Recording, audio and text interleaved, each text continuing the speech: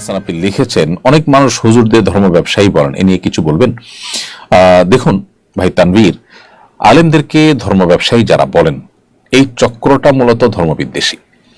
এরা জানে যে এদেশে মানুষ ধর্মপ্রাণ, তো ধর্মপ্রাণ মানুষরা এদেশে আলেমুল আমাদের কারণেই মূলত ধর্মপ্রাণ। তো সেজন্য আলেমুল আমাদেরকে ধর্ম বিরোধী কিছু তো বলে তারা পার পাবে না জানে, এজন্য তাদেরকে ধর্ম ব্যবসায়ী তকমা লাগিয়ে নিজের মনের ঝাল মেটাবার চেষ্টা করে।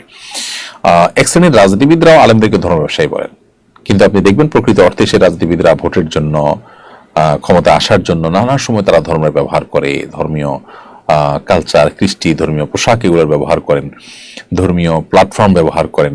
তো তাদের চেয়ে বড় ধর্মের ব্যবসায়ী কেউ হতে পারে যারা আসলে ধর্মকে তাদের জীবনে, তাদের চিন্তায়, মননে সেভাবে জায়গা দেয় না, অথচ রাজনীতির স্বার্থে অথবা ভোটের স্বার্থে তারা ধর্মের লেবাস ধারণ করে। এরাই তো মূলত ধর্মকে বিক্রি করে পার্থিব উদ্দেশ্য হাসিল করতে চায়। ওলামা ইকরাম তারা ধর্মের কথা বলেন, তারা ধর্ম চান, যা চান তা বলেন, তাহলে সেক্ষেত্রে তারা ব্যবসায়ী কেন হতে যাবেন? যদি বলেন যে তারা পারিশ্রমিক গ্রহণ করেন, অনেক কাজ করে, তো পারিশ্রমিক গ্রহণ করাকে শরীয়ত যদি জায়েজ বলেন, তাহলে সেটা তাদের জন্য দর্শনীয় হবে কেন, বা তাদেরকে সেটা নিয়ে তকমা দেওয়া হবে কেন, বা তকমা দেওয়া হবে কেন? দেখুন, এই ক্ষেত্রে যদি আপনি কোথাও কোনো পরামর্শ দিয়ে, বুদ্ধি দিয়ে আপনি পারিশ্রমিক গ্রহণ করেন, তাহলে সেক্ষেত্রে আপনাকে বুদ্ধি ব্যবসায়ী বলা হবে?